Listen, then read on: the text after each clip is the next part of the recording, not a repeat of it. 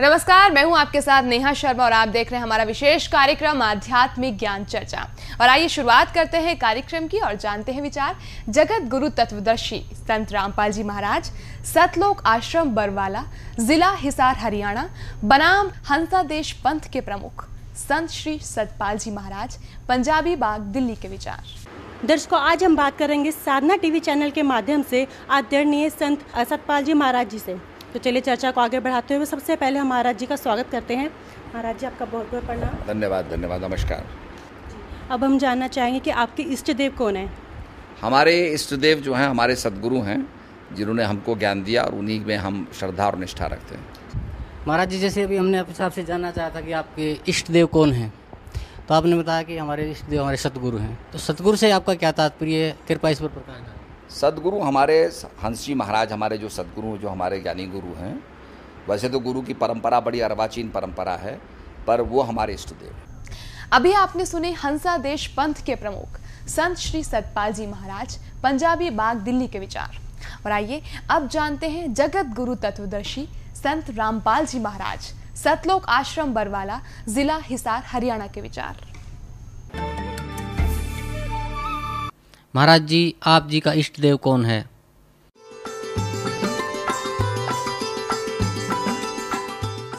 मुझ दास का जो इष्ट है, इष्ट देव है, वो परम अक्षर ब्रह्म है, जिसके पर्यायवाची शब्द परमेश्वर, सत्पुरुष, अकाल मूर्त, शब्द स्वरूपी राम आदि उसी परम अक्षर ब्रह्म के उपमात्मक नाम हैं। उनका वास्तविक नाम कबीर देव है, कबीर साहब है, अल्लाहु अकबर है। इसी परमेश्वर ने सर्व ब्रह्मांडों की उत्पत्ति की, सभी प्राणियों की। ये सर्व उत्पादक प्रभु है। सर्व उत्पादक का अर्थ होता है जिसने सभी आत्माओं का भी, वो जनक है। सभी आत्माओं की उत्पत्ति उसी ने की, सभी ब्रह्मांडों की उत्पत्ति उसी ने की, और 5 तत्व तथा 3 गुणों की उत्पत्ति भी उसी परमेश्वर परम अक्षर ब्रह्म ने की, कबीर देव ने की। और वही परमात्मा, वही परम अक्षर ब्रह्म, जिसे हम संत भाषा में सत्य पुरुष कहते हैं, वो भारतवर्ष की इस पावन धरती पर सन 1398 संवत 1455 ज्येष्ठ सुदी पूर्णमासी को सुबह ब्रह्म मुहूर्त में सतलोक से अपने निज स्थान से चलकर आकर एक शिशु रूप धारण करके कमल के फूल पर विराजमान हुई। वहां से उनको नीरू नीमा नाम के एक पति पत्नी थे। वो जुलाहा जाति से थे, जुलाहा कर्म करते थे। वो निसंतान थे, उनको उठाकर घर ले गए। परमात्मा जुलाहों की कॉलोनी में रहने से, जुलाहा समुदाय में रहने से और बड़े होकर जुलाहे का कार्य करने से वो जुलाहा कहलाए। ये मुझ दास के इष्ट देव हैं। अभी आपने सुने जगत गुरु तत्वदर्शी संत रामपाल जी महाराज, सतलोक आश्रम बरवाला, जिला हिसार हरियाणा के विचार। और आइए अब जानते हैं हंसा देश पंथ के प्रमुख संत श्री सतपाल जी महाराज, पंजाबी बाग, दिल्ली के विचार। अब हम जानना चाहेंगे कि आपके इष्ट देव कौन है? हमारे इष्ट देव जो हैं हमारे सदगुरु हैं, जिन्होंने हमको ज्ञान दिया और उन्हीं में हम श्रद्धा और निष्ठा रखते हैं। अभी आपने सुने हंसा देश पंथ के प्रमुख संत श्री सतपाल जी महाराज, पंजाबी बाग, दिल्ली के विचार। और आइए अब जानते हैं जगत गुरु तत्वदर्शी संत रामपाल जी महाराज, सतलोक आश्रम बरवाला, जिला हिसार हरियाणा के विचार। महाराज जी, इष्ट देव और सतगुरुदेव एक ही हैं या इनका अस्तित्व भिन्न भिन्न है? इष्ट देव पूज्य परमात्मा होते हैं और गुरुदेव उस परमेश्वर इष्ट का एक प्रतिनिधि होता है जो उस परमात्मा से मिलाने की विधि बताता है। जो संत अपने सतगुरु गुरु को ही इष्ट देव कहते हैं, उनको आध्यात्मिक ज्ञान कुछ भी नहीं है, वो आध्यात्मिक गुरु नहीं हो सकते। इस काल भगवान ने अपने नकली संतों के द्वारा, नकली महंतों के द्वारा, नकली झूठे इन आचार्य और शंकराचार्यों के द्वारा परमात्मा के यथार्थ मार्ग को लोप करवा रखे। इस दास को यह सेवा दी, इस सच्चीकरण की, परमात्मा के बच्चों तक यह सच्चाई पहुंचाने की, और दास उस पर परमात्मा की ही रजा से अग्रसर है और अंतिम श्वास तक इस सच्चाई को, परमात्मा के यथार्थ ज्ञान को ऐसे ही बोलता रहूँगा और परमात्मा के बच्चों तक ये संदेश पहुँचा के छोड़ूंगा। चाहे समय कितना ही लग जाए, ये समय आएगा। परमात्मा का साथ है, सद्ग्रंथ हमारे पास है। संत का जो शस्त्र है, संत का शस्त्र सद्ग्रंथ है, उसका ज्ञान होता है। तो कबीर साहब कहते हैं, और ज्ञान सब ज्ञानड़ी और कबीर ज्ञान सो ज्ञान, और जैसे गोला तोब का अब करता चले मैदान। उन्हीं तत्व ज्ञानहीन संतों में से बहुत से संतों, आचार्यों, शंकराचार्यों के ज्ञान का और सद्ग्रंथों के ज्ञान से तुलना करके समाज के पास पहुंचा दिया दास ने।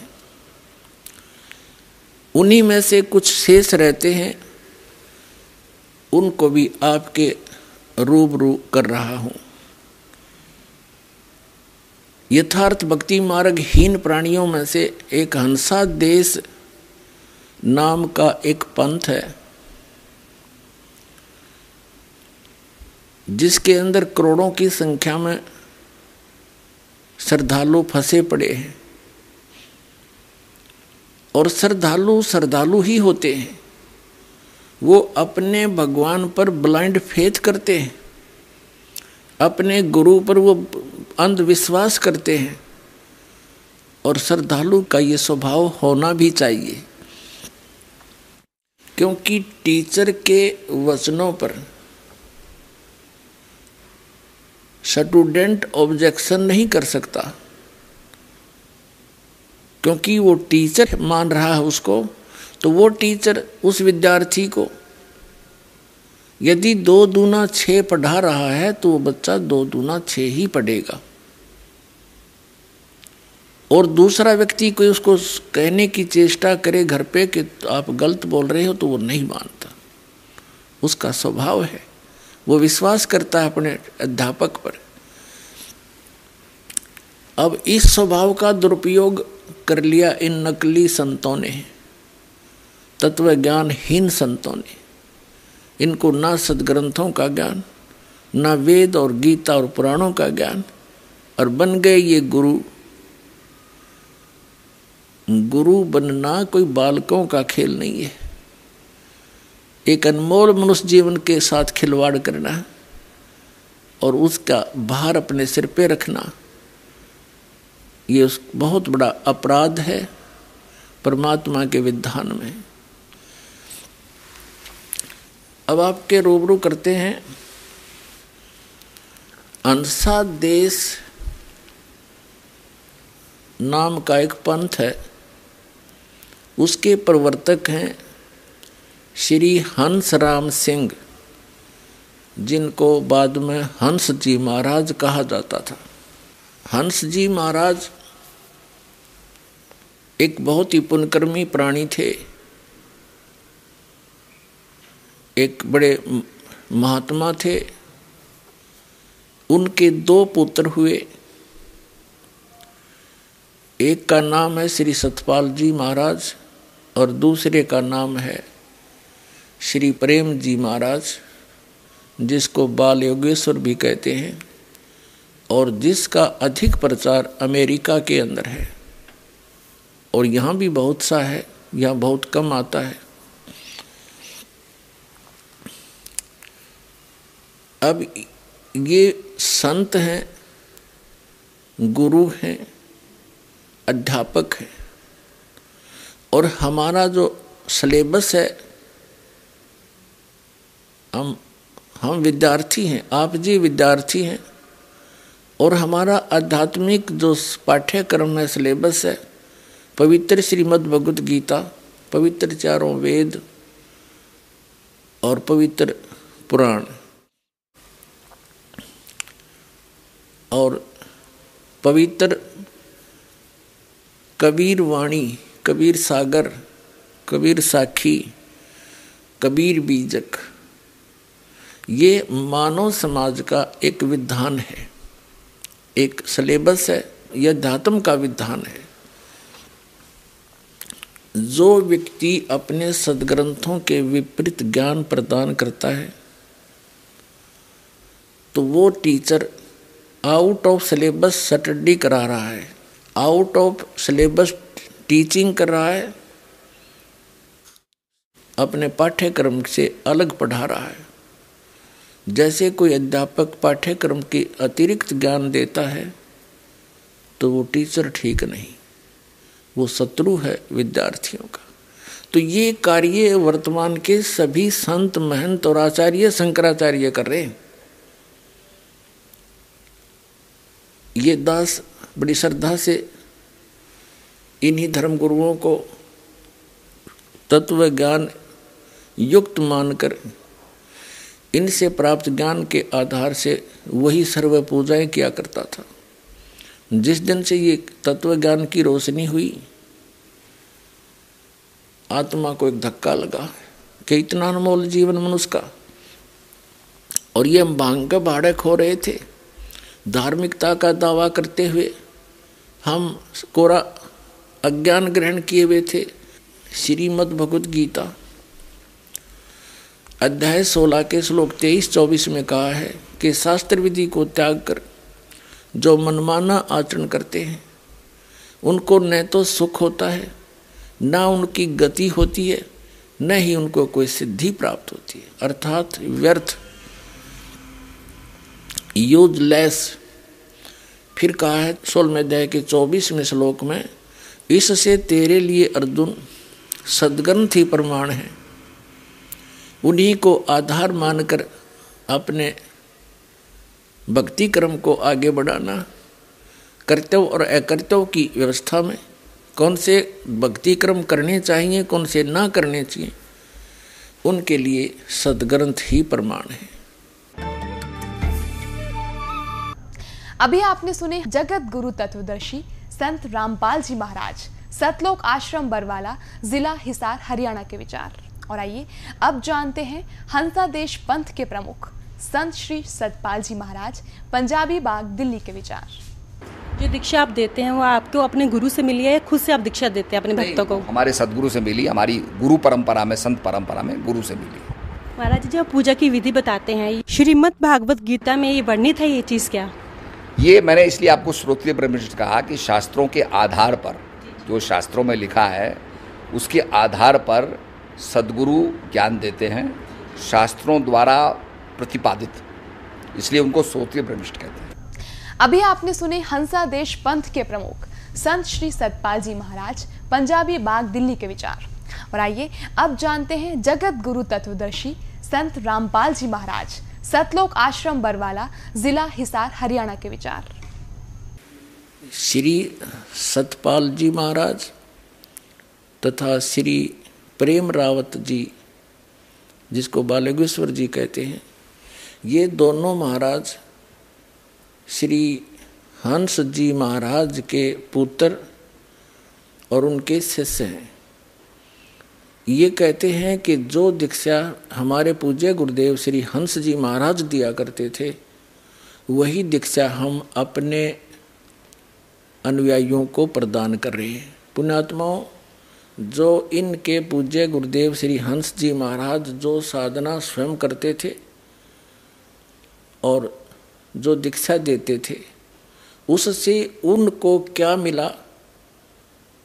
40 वर्ष की साधना के उपरांत वो प्रेत बाधा से पीड़ित, देखिएगा प्रमाण, जो अब सतपाल जी महाराज और श्री प्रेम रावत जी जो इनके छोटे भाई हैं, जो वही साधना ये दे रहे हैं, तो इनके अनुयायियों की क्या दशा होगी। तो आप जी को इस हंस जी महाराज के द्वारा दिए गए ज्ञान की एक झलक,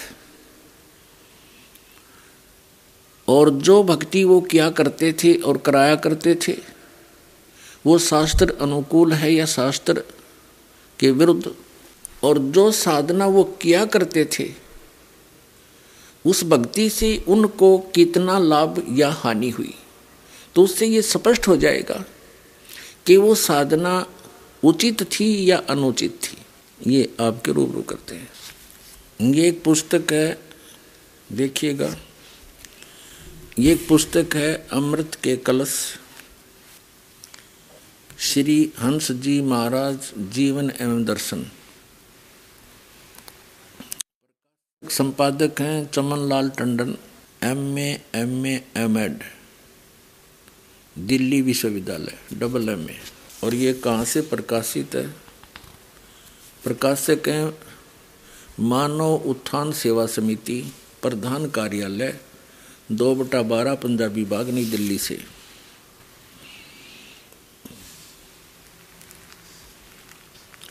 मुद्रक में photo composing Rajeshwari photo setters private limited, 2/12 Punjabi Bagh, नई दिल्ली से। इनके जन्म के विषय में थोड़ी सी बताते हैं। प्रश्न नंबर 50 पे, इनका जन्म गाड़की सेड़िया पट्टी तलाई पौड़ी गढ़वाल में 8 नवंबर सन 1900 को सूर्यवंशी परिवार में हुआ। इनका जन्म का नाम हंसराम सिंह था। इनके पिता का नाम श्री रणजीत सिंह रावत था एवं दादाजी का नाम श्री हेमंत सिंह रावत था, जो देशवाल रावत के वंश के साधारण कृषक थे। इनकी माता का नाम श्रीमती कालंदी देवी था। कालंदी देवी बहुत ही धर्मपरायण एवं भक्त हृदय नारी थी। महादेव और पार्वती के प्रति उनकी दृढ़ आस्था एवं श्रद्धा थी। उनके मंदिर में सदा पूजन हेतु जाती थी। श्री महाराज जी बताया करते थे, श्री हंस जी महाराज बताया करते थे कि उनकी माँ उनको भी अपने साथ मंदिर ले जाती थी और वहाँ मैं महादेव और पार्वती को साक्षात खड़े देखता था। इस प्रकार बचपन से ही उनके अंदर भगवान दर्शन की तीव्र लगन पैदा हो गई थी। बाल्यकाल से ही वह एक विलक्षण बालक थे। हंसी की छटा इनके मुख पर मंडल पर सदा गुलाब के फूल की तरह खिली रहती थी। आगे बताते हैं। प्रश्न नंबर 51 पर पढ़ते हैं। प्रश्न नंबर 51 पर, बाल्यकाल से ही वे एक सिद्ध पुरुष थे। बचपन से ही सिद्ध पुरुष थे। अपने पूर्व जन्म की कमाई के कारण स्वतः ही ध्यान मग्न हो जाते थे और अपने आप को ईश्वर प्रेम में खो बैठते थे। 1966 की गुरु पूर्णिमा के अवसर पर अपने बचपन के बारे में बताते हुए श्री महाराज जी कहने लगे, 1966 में ही इनकी मृत्यु हो गई थी। उसी से 1 महीने 2 महीने पहले की ये बात है। अवसर पर अपने बचपन के बारे में बताते हुए श्री महाराज जी कहने लगे कि मुझे बचपन से ही बहुत लगन थी। मैं बिल्कुल छोटा 8 वर्ष का था तो कई बार मैंने भगवान के दर्शन किए और अक्सर मेरी समाधि लग जाती थी। जब मैं अपनी ताई जी से कहता था तो वो कहती थी कि ऐसा हो ही जाता होगा। मैं कई बार आंखें बंद करके भगवान को पकड़ता था, दिव्य प्रकाश देखता था और सोचता था कि औरों को मिले हैं तो मुझे क्यों नहीं मिलते। होते होते बात समाप्त हो गई। अब 53 पृष्ठ पर पढ़ते हैं।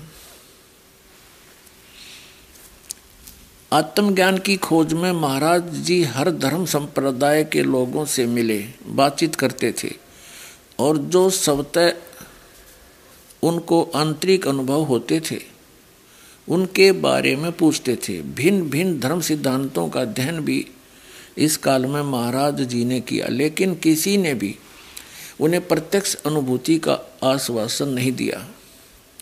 केवल किताबी ज्ञान या शास्त्रीय मत को ही संत महात्मा उनके सामने रखते रहे। उन्हें आत्म संतुष्टि नहीं मिल सकी। उनके अंदर तो उस परम सत्ता के प्रत्यक्षीकरण की जिज्ञासा प्रबल हो चुकी थी। अधिकांश साधुओं को उन्होंने केवल दिखावे का साधु ही पाया। संयोगवश लाहौर में श्री महाराज जी की भेंट एक ऐसे संत पुरुष से हुई जिनसे दीक्षा प्राप्त कर उनके जीवन का पूर्ण रूपांतरण हो गया और वे गुरु महाराज जी की छत्र छाया में अध्यात्म के गूढ़ रहस्यों और तत्व ज्ञान को सहज में समझ गए। यहाँ देखें, दिल्ली स्थित शक्ति नगर की कोठी में एक बार महाराज श्री प्रांगण में बैठे हुए थे। कुछ प्रेमी भी वहाँ पर दर्शन के लिए आए थे। महाराज जी प्रसन्न मुद्रा में थे।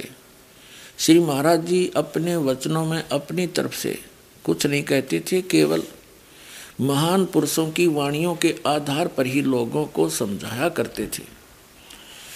मैं पास ही बैठा हुआ था। मैंने कहा, महाराज जी आप दूसरे महान पुरुषों की वाणियों को सुनाते हैं, लेकिन आप अपने अनुभव को कभी नहीं सुनाते हो। हमारी तो इच्छा है कि आप अपने बारे में कुछ बताएं। महाराज जी हंस पड़े और कहने लगे, अरे अभी तो मैं दूसरों संतों की महिमा सुनाता हूँ जिनकी लोग पूजा करते हैं, और देखो फिर भी लोग विरोध करते हैं।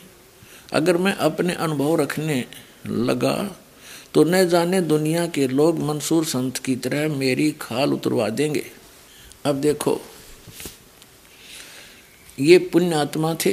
पूर्व जन्म की पुण्य कमाई से बचपन से ही इनके अंदर परमात्मा के पाने की लगन थी। समाधिस्थ हो जाते थे। भगवान शिव और पार्वती को साक्षात खड़ा देखा करते थे, जैसा ये बता रही। तो ये पूर्व जन्म के पुण्यकर्मी प्राणी थे। पूर्व जन्म के पुण्यकर्मी प्राणी ही परमात्मा की खोज में भटकते हैं, और यदि उनको सदगुरु नहीं मिलते तो उनका अंत बहुत बुरा होता है, जैसा श्री हंसराज जी का हुआ। अभी दिखाऊंगा आपको। आगे पढ़ रहे हैं हम इसी 54 पृष्ठ पर। हम 54 पृष्ठ पर पढ़ते हुए आ रहे हैं, नीचे आ गए। श्री महाराज जी सुनाने लगे कि मैं सत्य की खोज में इधर उधर बहुत भटका। बचपन से मुझे प्रकाश दिखाई देता था, अनहद सुनाई देता था। मैं समझता नहीं था ये सब क्यों होता है। आखिर मेरे भाग्य बहुत अच्छे थे, मुझे गुरु महाराज मिल गए। अब 55 पर एक जगह ऐसे ही साधुओं का भंडारा था। मैं वहाँ गया। पहले मैं आर्य समाजी विचारों का था। मुझे यह विश्वास था कि ओम से ज़्यादा कुछ नहीं है, और गायत्री मंत्र पर मुझे विश्वास था। मैंने वहाँ उन महापुरुषों का सत्संग सुना। उनकी बातें कुछ अटपटी सी लगी। सत्संग सुनने के पश्चात मैंने कहा कि बताओ क्या बताते हो। बोले कि फला जगह आना, वह हमारा आश्रम है। मैं वहाँ पहुँचा। बारिश हो रही थी, कपड़े भीग गए थे। बारिश में भीगता हुआ गया था। महात्मा जी मुझे देखते ही हंस पड़े। उन्होंने कहा कि कल आना, कल बताऊंगा। मैंने एक बड़ा भारी दृष्टांत प्रस्तुत किया। अब हम आगे चलेंगे, अपने मतबल का पढ़ेंगे। 57 पर आ जाते हैं। 57 पृष्ठ पर हम पढ़ रहे हैं अमृत के कलश पुस्तक। अगले दिन मैं कितनी मुश्किल से पहुंचा, यह एक लंबी कहानी है। वर्षा हो रही थी, रास्ते में नदी पड़ती थी। नदी को पार करके मैं रास्ता भूल गया, लेकिन ढूंढते ढूंढते आश्रम तक पहुंचा तो गुरु जी ने कहा आ गए। भीग गया था फिर और वस्त्र पहने मैंने। तब उन्होंने एक प्रेमी से कहा कि कमरे में कुछ बिछा दो। फिर मुझे वहाँ ले गए और आसन पर बैठाया। उन्होंने मुझसे कहा कि हम तुझको जो बात बताएंगे वह अगर सच्ची हुई तो किसी को न बताना, और सच्ची बात हम तुमको बताएंगे तो तन मन धन तुम हमको देना। और तीसरी बात यह है कि 2 क्रियाएं एकांत में करना, 2 क्रियाएं हर्ष में करना। मैंने सोचा कि अगर बात झूठी होगी तो फिर मैं इनका भांडा फोड़ दूंगा, अगर सच्ची होगी तो फिर जरूर जानना चाहिए। कहा कि सच्चे दिल से कहो। मैंने कहा हाँ। अब हम 59 पर आ गए। अमृत के कलश पर पुस्तक है इनकी। कहा हाँ सच्चे दिल से कह रहा हूँ। फिर उन्होंने उपदेश दिया और क्रियाएं समझाई। वैसे तो छोटेपन से मेरी समाधि लगती थी, सुरती चढ़ती थी और एकांत में बैठता था तो अनहद सुनाई देता था। उस वक्त जब उन्होंने बात बताई तो खूब प्रकाश दिखाई दिया और अनहद भी सुनाई दिया, जाप भी किया और मन भी टिका। तीसरे दिन मैं नहा धोकर खूब साफ कपड़े पहनकर एकांत कोठड़ी में बैठ गया और मैंने ये प्रण किया कि अगर भगवान है तो मुझे दर्शन देगा, नहीं तो मैं नासवान हूँ तो नष्ट हो जाऊंगा। कोई बात नहीं, अगर अमर भी हूँ तो किसी योनि में भी जाऊंगा तो आगे परमात्मा का नाम कभी नहीं लूँगा। ऐसा करके सुमन किया तो झट लाइट आने लगी और एकदम सुरती चढ़ गई। मेरी समाधि लग गई। भगवान मेरे सामने खड़े थे। गुरु महाराज जी की लीला का क्या वर्णन करूं, यानी उसके सामने ये इनके गुरु महाराज आ खड़े हुए।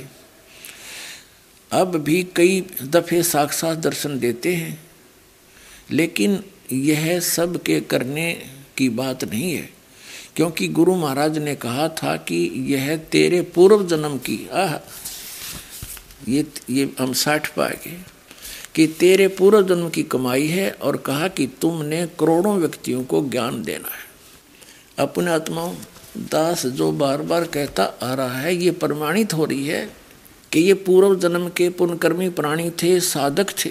ये भी स्पष्ट कर रहे हैं इनके गुरुजी कि ये तुझे होगा है, अंदर प्रकाश दिख गया, तेरी समाधि लगी, क्योंकि तू तेरे पूर्व जन्म की कमाई है और ये और किसी को नहीं हो सकेगी।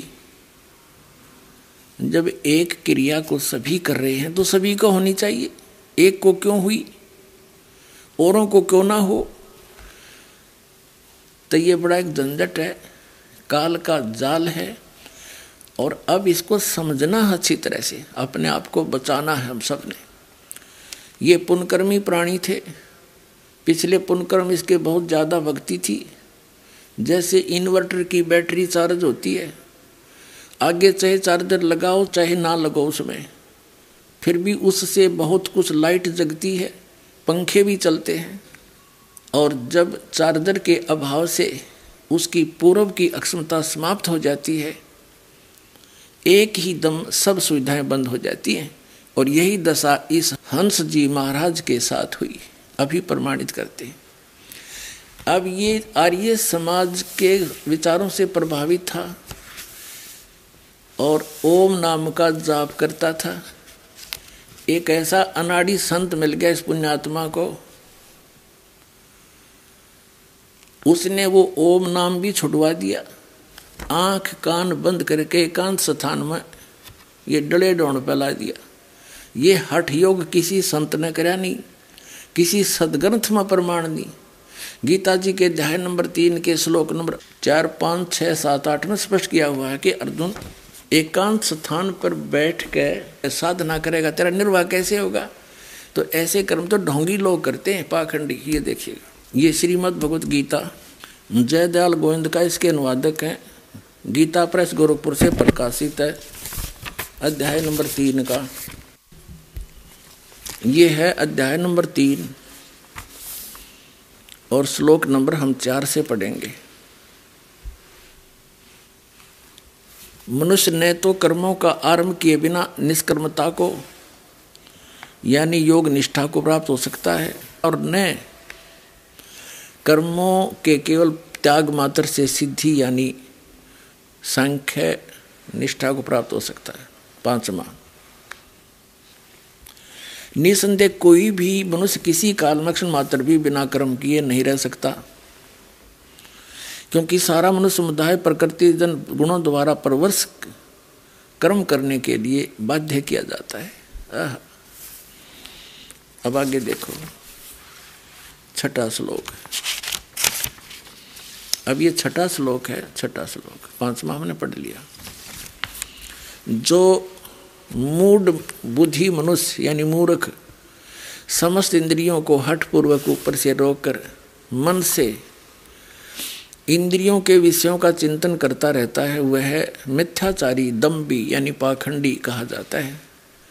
7वें में कहा है कि किंतु हे अर्जुन, जो पुरुष मन से इंद्रियों को वश में करके अनासक्त हुआ समस्त इंद्रियों द्वारा कर्म योग का आचरण करता हुआ यानी काम करते करते उठते बैठते चलते फिरते करता है, वही श्रेष्ठ है। तो 8वां क्या लिखा है? अध्याय 3 का 8वां श्लोक। तू शास्त्र विहित कर्तव्य कर्म कर, जो सदग्रंथों में प्रमाण है वो कर्म कर, उसके अनुसार साधना कर, करने योग्य कर्म कर, क्योंकि कर्म न करने की अपेक्षा कर्म करना ही श्रेष्ठ है, तथा कर्म न करने से तेरा शरीर निर्वाह भी तो नहीं सिद्ध होगा। अब इससे क्या सिद्ध हो गया कि सदग्रंथों में जो प्रमाणित साधना है उस साधना को तू कर। वो साधना क्या है, कौन सी है, कहाँ प्रमाण है? जैसे श्रीमद् भगवत गीता अध्याय नंबर 8 के श्लोक नंबर 13 में गीता ज्ञानदाता कहता है, ओम इति एकाक्षरम ब्रह्म व्यवहारण माम अनुसमरण यह परियाति तदंदेहम स याति परमाम गति। मुझ ब्रह्म का एक ओम अक्षर है, नथिंग एल्स, बस यही है। उच्चारण करता हुआ जो व्यक्ति शरीर त्याग कर जाता है यानी इसका स्मरण करता हुआ, उच्चारण करके स्मरण करता हुआ जो व्यक्ति शरीर त्याग कर जाता है, स याति परमाम गति, वो ओम मंत्र से मिलने वाली परम गति को प्राप्त होता है। गीता जी में इसके अतिरिक्त कोई मंत्र नहीं है इस ब्रह्म की साधना का। फिर इसमें 2 परमात्माओं का विशेष रोल है, एक ये गीता ज्ञानदाता, एक परम अक्षर ब्रह्म। गीता ज्ञानदाता श्री कृष्ण जी में प्रवेश करके बोल रहा है, ये ब्रह्म है। श्री कृष्ण जी के अंदर बोल रहा है, ये ब्रह्म है, सरपुरुष है। इसको ज्योत स्वरूपी निरंजन काल भी कहा है कबीर परमेश्वर ने। और ये स्वयं भी गीता जी अध्याय नंबर 11 के श्लोक नंबर 32 में कहता है कि अर्जुन, मैं काल हूँ, अपरिवर्त हुआ हूँ, सबको खाने के लिए आया हूँ, इन सब का नाश कर दूंगा। तू ना युद्ध करेगा तो भी मैं इनको मार डालूंगा। ये काल है। श्री कृष्ण जी में प्रवेश करके ये गीता जी का ज्ञान बोल रहा है और ये कह रहा है कि ओम मंत्र मेरा है, मुझ ब्रह्म का, और इसका जाप करने से ही वो परम गति होगी जो ओम मंत्र से होनी है। ओम मंत्र से कहाँ जाएगा व्यक्ति? ब्रह्मलोक में जाएगा। और ब्रह्मलोक पर्यंत भी पुनरावृत्ति के अंदर वहां गए हुए प्राणी भी वापस आते हैं, उनका भी जन्म मृत्यु सदा रहता है। 8वें अध्याय के 16वें श्लोक में गीता जी ने स्पष्ट किया है। और गीता ज्ञानदाता गीता अध्याय नंबर 2 के श्लोक नंबर 12 में, गीता अध्याय नंबर 4 के श्लोक नंबर 5 और 9 में ये स्पष्ट करता है कि अर्जुन, तेरे और मेरे बहुत जन्म हो चुके हैं, तू नहीं जानता, मैं जानता हूं। मेरे जन्म और कर्म दिव्य हैं। श्रीमद् भगवत गीता अध्याय नंबर 10 के श्लोक नंबर 2 में भी ये स्पष्ट करता है कि मेरी उत्पत्ति तो हुई है, लेकिन मेरे जन्म को ये देवता लोग और ऋषि लोग नहीं जानते, क्योंकि ये मुझसे उत्पन्न हुए।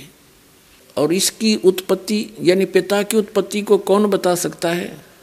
दादाजी बता सकते, यानी पिता के पिता। तो बच्चों को अपने पिता की जन्म के बारे में जानकारी नहीं होती। तो ये जितने भी यहाँ 21 ब्रह्मांड के अंदर प्राणी हैं, ये सभी काल और दुर्गा से उत्पन्न हैं।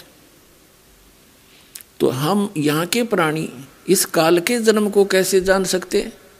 इस ज्योत स्वरूपी निरंजन काल के पिता ने, ब्रह्म के पिता ने, यानी कबीर परमेश्वर जी ने, उस अमर पुरुष ने आकर के इसकी जन्म तिथि बताई। आइए अब हम उन श्रद्धालुओं के अनुभव जानते हैं जो जगत गुरु तत्वदर्शी संत रामपाल जी महाराज जी से दीक्षा प्राप्त कर चुके हैं तथा उनके द्वारा बताए गए भक्ति मार्ग पर चल रहे हैं। क्या नाम है जी आपका? डॉक्टर जय नारायण चौधरी उर्फ जय नारायण दास। कहाँ से आए हैं सर आप? मैं मधुबनी जिला बिहार से। क्या काम करते हैं आप? मैं मेडिकल प्रैक्टिस कर रहा हूँ। संत रामपाल जी महाराज की शरण में कैसे आए? उसका मुख्य कारण था मेरी लड़की की बीमारी। उस लड़की के इलाज में बहुत सारी जगहों तक मैं भटकता गया, उसके परिवार वाले भी भटकते गए, लाखों लाख रुपए खर्च हुए, बहुत सारे भूत प्रेत के जो देखने वाले लोग हैं वो लोग भी देखते गए। किसी तरीके से कोई इलाज नहीं हो पाया, उसको शांति नहीं मिली।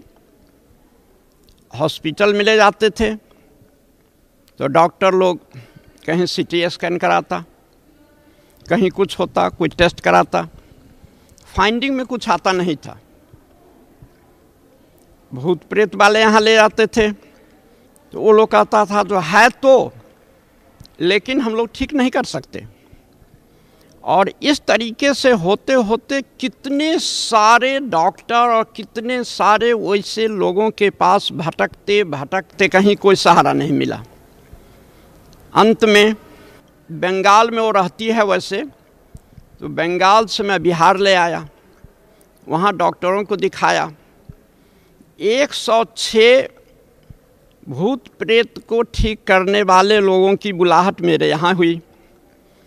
ऐसे ऐसे लोग भी आए जो ठीक करने के लिए 1 लाख रुपए मांगा। मैं कहा आप लोग ठीक कर दीजिए, मैं आपको चेक काट के 1 लाख का दे दूंगा, लेकिन वो लोग भी नहीं ठीक कर पाए। फिर 50,000 वाले आए, एक 5,000 वाली पार्टी आई, लेकिन उन लोगों से कुछ नहीं हो पाया। ऐसे करते करते बहुत सारे डॉक्टर को भी दिखलाए।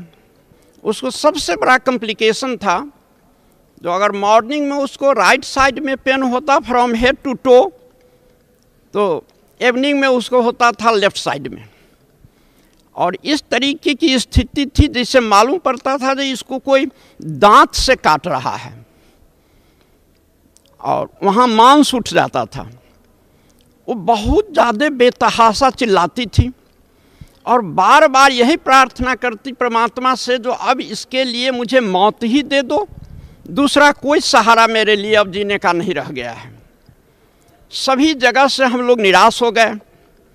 उसके बाद लोगों के कहने से जो डॉक्टर साहब आप अपने स्वयं डॉक्टर हैं, लेकिन अपने पेशेंट को आप समुचित ढंग से नहीं इलाज कर सकते हैं, माया बस आप दिल्ली ले जाइए, ऑल इंडिया इंस्टीट्यूट में दिखलाइए।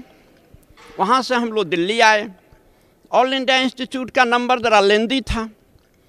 मैं सर गंगाराम हॉस्पिटल में ले गया, वहाँ न्यूरो फिजिशियन से दिखाया। वो लोग जो है सो MRI, vitamin deficiency B12, calcium D3 deficiency, इस तरीके का 10,000 का टेस्ट लिखा। तीसरे दिन रिपोर्ट मिला, उसमें कुछ भी नहीं मिला। वो डॉक्टर जब हम लोग तीसरे दिन उसके पास में गए तो सीधे हाथ जोड़ लेता है, कहता है ये मेरे बस से फाजिल की चीज़ है, अब इसके लिए कोई दूसरा सहारा आप ढूंढें। उसके बाद दिल्ली में कुछ आदमी कहा जो आप बालाजी मेहदीपुर ले जाइए, वहाँ आपकी लड़की की बीमारी का पूरा इलाज हो जाएगा, किसी भी कारण से कुछ होगा वो ठीक हो जाएगी। उसके बाद हमारे रिलेटिव को वहाँ एसी कार है, हम लोग उसी कार से मेहदीपुर गए। वहाँ बड़ी लंबी भीड़ थी, बड़ी लंबी कतार वहाँ लगी हुई थी, लगभग 25-30 हज़ार लोग थे। हम लोग सोचे जो ऐसे तो काम नहीं चलेगा, तो VIP कोटे में जाकर के हम लोग गए। उसमें इस तरीके की व्यवस्था है, जो हनुमान जी और एक प्रेत दोनों एक कोठरी में रहते हैं, और वहाँ जो भूत प्रेत का कोई ऐसा पेशेंट पहुँचता है तो वो खिलाने लगती है, वो बोलने लगती है जो मैं कौन हूँ, किस कारण से इसको पकड़े हुआ हूँ, लेकिन मेरी लड़की के शरीर का कुछ भी हिस्सा, कुछ भी हिल डोल कुछ नहीं हुआ। वहाँ से निराश होकर के फिर आ गए। मुसलमानों के मदार पर ले गया, उससे भी कुछ नहीं हुआ। और इस दरमियान हम लोग उसको 500 बोतल पानी चढ़ाए थे 4-5 महीने में, 1500 इंजेक्शन्स लगे थे, और ऐसा इंजेक्शन्स लगा था जिसमें एक इंजेक्शन के एफिकेसी का पीरियड है उसको 8 आवर्स। अगर कैंसर पेशेंट को हम लोग एक इंजेक्शन दे देते हैं तो 8 घंटे तक निश्चिंत होकर के सोता है, लेकिन वैसा इंजेक्शन उसके साथ 7-8 पड़ते थे और आंख भी नहीं झपकती थी। 8 लाख रुपए लगभग हम लोग उसके इलाज में और देवी देवताओं के चक्कर में खर्च कर चुके थे।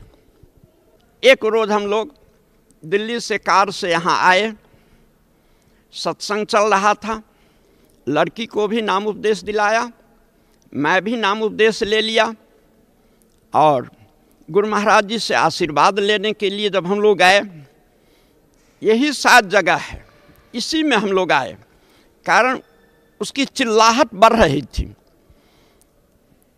कुछ महिला सेवादारनी के साथ वो भी लाई गई और मैं यहाँ खड़ा था। गुरु महाराज जी, संत रामपाल जी महाराज जब रागिनी को देखे तो बिना नाम पूछे हुए कहते हैं, रागिनी तुम्हें काल पकड़ लिया है, ब्रह्मा विष्णु महेश कोई भी तुमको ठीक नहीं कर सकते, दुर्गा तुमको ठीक नहीं कर सकती, परमात्मा ही तेरी बीमारी का इलाज करेंगे और तुम ठीक हो जाओगी। अब बेटिया तुम फिक्र मत करो। और इतना कहने के बाद गुरु महाराज जी उसे चरणामृत दे दिए अपने हाथ से, और फिर उसके बाद जहाँ मैं खड़ा था, मैं प्रार्थना करने के लिए खड़ा हो गया। कहा, गुरु महाराज जी मेरी बच्चियाँ आई है, बहुत जगहों से घूम कर के आई है, कोई सहारा इसको नहीं मिल रहा है, आप इस पर कृपा करें। गुरु महाराज कहते हैं, हाँ हाँ रागिनी उसका नाम है, उसको मैं आशीर्वाद दे दिया हूँ, परमात्मा की भक्ति करेगी और बीमारी ठीक हो जाएगी। और यही हुआ। उसी समय से उसके शरीर का पूरा दर्द समाप्त हो गया। बंगाल में दिखाए, बिहार में दिखाए, दिल्ली दिखाए, राजस्थान दिखाया, अंत में हरियाणा सतलोक आश्रम में संत रामपाल जी के माध्यम से इसका सही इलाज हो पाया और जादू की तरह असर हुआ। जादू भी इससे हम समझते हैं कुछ लेट में असर करेगा, जिससे कुछ मिनट जब तक वो मंत्र पढ़ेगा, कुछ छड़ी घुमाएगा, तब कहीं असर करे। यहाँ तो गुरु महाराज जी आशीर्वाद दिए और उसका कष्ट तत्क्षण समाप्त हो गया। वो लड़की अभी तक स्वस्थ है, दुरुस्त है। संत रामपाल जी महाराज की शरण में आने से पहले आप कौन सी भक्ति करते थे? शुरू में मैं भगवान शंकर की पूजा किया करता था, मैं जब बहुत छोटा था। उसके बाद 14 नवंबर 1984 को बाल योगेश्वर से दीक्षा प्राप्त किया। 28 वर्षों तक मैं लगातार उनका शिष्य बना रहा। कहते तो बहुत सारी चीजें, लेकिन वास्तविक मुझे आंतरिक अनुभव नहीं हुआ। सुनाया करते थे जो परमात्मा निराकार हैं, गीता का श्लोक सुनाया करते थे, जो न वेदैर न तपसा न दानेन चज्जया शक्य एवं विधो द्रष्टुम दृष्टमान सिमांग जथा। उसको तो तुम देख नहीं सकते हो, अनुभव कर सकते हो। और जिस चीज को अनुभव कराते थे, जब मैं बीजक में कभी कभी पढ़ता था तो वहाँ का वर्णन कुछ और मिलता था और इन लोगों के कहने का वर्णन कुछ और था। तो मुझे इस तरीके की स्थिति महसूस हुई जो मैं बुरी तरीके से ठगा जा रहा हूँ। मैं 8 वर्षों से केंद्र सहायक था। मेरे चलते बहुत सारे लोग उनके शिष्य हो गए। मुझे कुछ भी अनुभव नहीं हुआ। किया तो मैं 28 वर्ष तक उसका अभ्यास, लेकिन जिस स्टेज से मैं शुरू किया था, जहां से मेरी यात्रा शुरू हुई थी, आध्यात्मिक यात्रा, जब तक मैं जगत गुरु तत्वदर्शी संत रामपाल जी महाराज की शरण में नहीं आए थे, तब तक मैं वहीं रुका था जहां से मेरी यात्रा शुरू हुई थी। कोई आध्यात्मिक लाभ तो नहीं मिला, उल्टे इतनी परेशानी मुझे हुई, जिस परेशानी का मैं वर्णन करने लगूं तो किताब लिख दी जाएगी। सतगुरु का काम होता है जो आफत से भी बचाए, शरीर रक्षा करे, बीमारी से भी दूर करे, आफत में सहारा हो, आर्थिक लाभ भी दे समय पर, और वो निरोग काया लेकर के सारा काम करे संसार में। अब परमात्मा स्वरूप संत रामपाल जी मिले, मुझ में स्थिरता आना शुरू हो गई। अब जो मैं ग्रंथ पढ़ता हूँ तो महसूस होता है जो ये वास्तविक गीता का जो ज्ञान है और सतलोक की प्राप्ति, वो सतगुरु के माध्यम से कैसे संभव हो पाएगा, वो रास्ता मुझे सुलभ हुआ। और मैं बड़े निश्चिंत होकर के, बड़े शांत चित्त से मैं सुमिरन करता हूँ। और जब कभी गहरी नजर गीता में या आध्यात्मिक ज्ञान गंगा पढ़ता हूँ तो अब मुझे वर्ड बाय वर्ड समझ में आता है, और मेरे कारण बहुत सारे लोग प्रभावित हो रहे हैं। और इसका मुख्य कारण है जो मैं वहाँ का प्रैक्टिशनर हूँ, 40 वर्षों से प्रैक्टिस करता हूँ। उससे पहले मैं एयरफोर्स में था। 4 मेडल भारत सरकार मुझे बांग्लादेश लिबरेशन के टाइम में मिला। ये इन्फ्लुएंस भी समाज में है। दूसरा इन्फ्लुएंस ये डॉक्टरी के कारण है। मैं BA MS पास किया, उसके बाद MD पास किया, उसके बाद FICA USA से लिया। FICA का फुल फॉर्म होता है fellow of the international college of angiology. Angiology means doctrine concerning vascular system, नारी संस्थान। अब प्रतिष्ठा वहाँ इस तरीके की बनी हुई है जो मेरी बात पर लोग यकीन करता है। मेरी लड़की की जो बीमारी थी उसका असर लाखों लाख लोगों के दिमाग में है।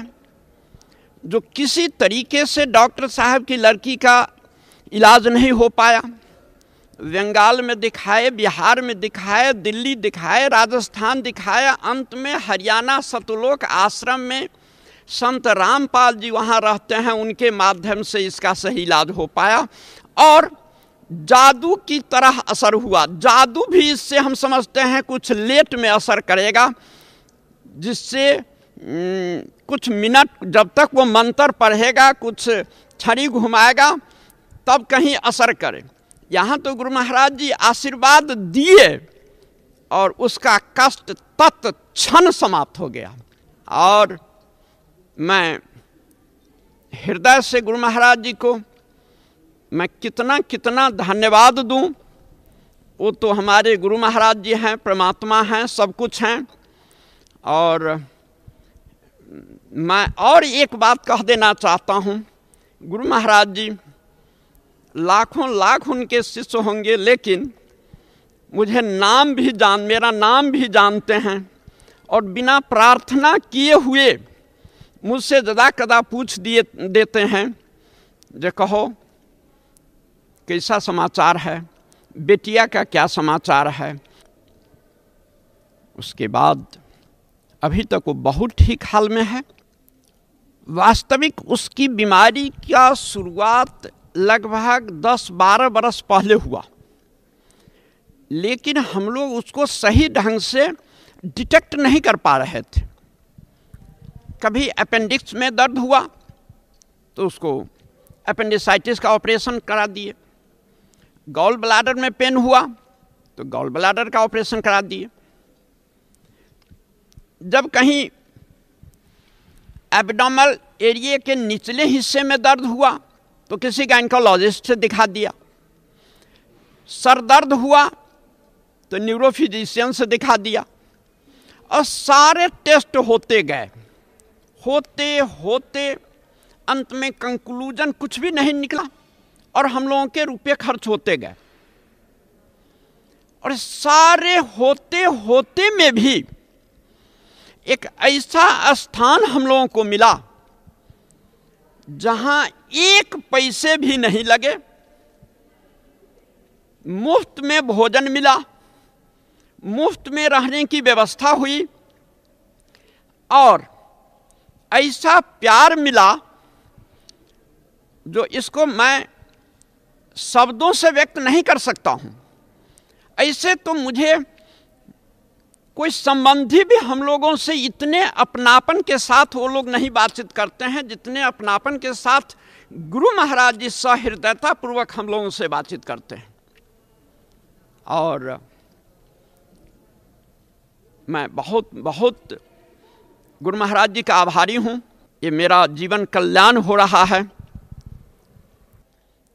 अब ये परिस्थिति जो मेरी लड़की के साथ हुई है, ये सबों के हृदय में दया की भावना उत्पन्न हो गई। मेरे घर के नज़दीक से रास्ता है, जो कोई भी आदमी उस रास्ते से गुजरता तो यही कान लगा करके सुनता, जो क्या रागनी रो तो नहीं रही है, हंस रही है, इसका उम्मीद किसी को नहीं था। लेकिन ये था जो रो तो नहीं रही है डॉक्टर साहब की लड़की, लेकिन आज वही लड़की है जो सारे लोग देख करके इतने प्रसन्न होते हैं। और यहाँ का पता कितने लोग याद कर लिया, आया नहीं है बहुत लोग, लगभग 50 लोग मेरे साथ यहाँ आकर के उपदेश ले लिया। 100 किताब मैं मुफ्त में यहाँ से लोगों के नाम से भेजवा दिया बाय बुक पोस्ट। बहुत प्रसन्न हैं लोग, पढ़े लिखे लोग, एजुकेटेड लोग। ये नहीं कह पाते हैं जो डॉक्टर साहब आप कहीं गलत जगह फंस गए।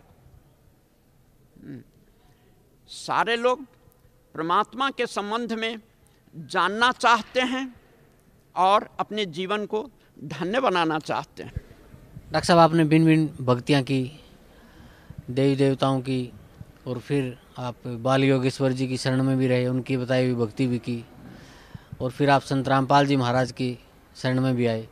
तो संत रामपाल जी महाराज से नाम उपदेश लेने के बाद आपको क्या लाभ मिला? प्रथम लाभ, मेरे मन में स्थिरता आई। दूसरा लाभ, मेरी लड़की की जो बीमारी थी, जिसका इलाज करा करके हम लोग विभिन्न जगहों से, विभिन्न डॉक्टरों से, हॉस्पिटल से, विभिन्न और भूत प्रेत के जानकारों से दिखला करके कहीं भी फायदा नहीं हुआ था। वो संत रामपाल जी महाराज की शरण में आने से तत्क्षण फायदा हुआ। और इसका जीता जागता उदाहरण मेरी लड़की मेरे बगल में है। अब उसके सेहत को देख लीजिए और उससे दो चार बातें जो पूछनी है उस बीमारी के संबंध में आप स्वयं पूछ सकते हैं। बहन जी, क्या नाम है आपका? रागिनी। कहाँ से आए? बिहार से। आपको क्या तकलीफ थी? बहुत बड़ा बीमारी हो गया था। जो आपको पिताजी ने बताया वो सत्य है क्या? हाँ, सत्य है। तो आपकी बीमारी कैसे ठीक हुई? यहाँ संत रामपाल जी महाराज के सामने आके बहुत दया किए, इसलिए मैं ठीक हो गई।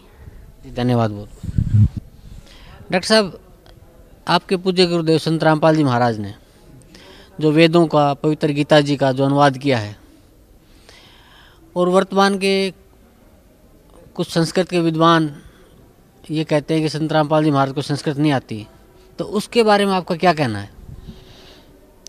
देखिए, मैं भी संस्कृत पढ़ा और गीता भी पढ़ना जानता हूँ संस्कृत में।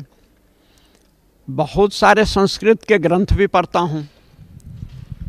संत रामपाल जी महाराज जिस ढंग से गीता का विवेचन किए हैं, शायद इस ढंग से किसी और टीकाकारों ने नहीं किया। मैं विभिन्न टीकाकारों के पुस्तक को मैं पढ़ा, लेकिन टू द पॉइंट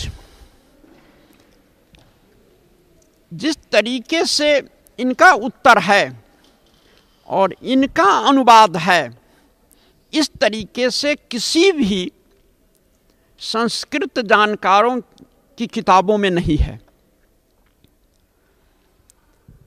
एक श्लोक है जो सर्वधर्मान परित्यज्य मामेकं शरणं व्रज। सारे अनुवादक व्रज को आना लिखा, जो मेरी सारे धर्मों को छोड़ करके तुम मेरी शरण में आ जाओ, जबकि व्रज का माने होता है जाना। अब तो ये समझ की बात है, जो जहाँ जाने की बात है वहाँ आना प्रश्न का उत्तर मिल रहा है। तो इसी से समझा सकता है जो दूसरे लोग दूसरे श्लोक सबका भी किस तरीके का अनुवाद किया होगा, और समझदार लोग समझ जा सकते हैं। जो अनुवाद गुरु महाराज जी का है, जिस तरीके की व्याख्या गुरु महाराज जी कर रहे हैं, ये अकाट्य है, भाषा के अनुरूप है, अध्यात्म के अनुरूप है, ज्ञानियों के लिए एक बहुत अच्छा पथ प्रदर्शन भी है। भगत समाज को क्या संदेश देना चाहते हैं? मैं भगत समाज को मेरे तरफ से यही संदेश है, जो संत रामपाल जी महाराज एक संत ही रूप में नहीं आए हैं, ये परम ब्रह्म परमात्मा स्वरूप हैं। इनकी आज्ञा को शिरोधार्य करके अपने जीवन को धन्य बनाइए और शाश्वत लोक को प्राप्त कीजिए। धन्यवाद आपका बहुत बहुत धन्यवाद।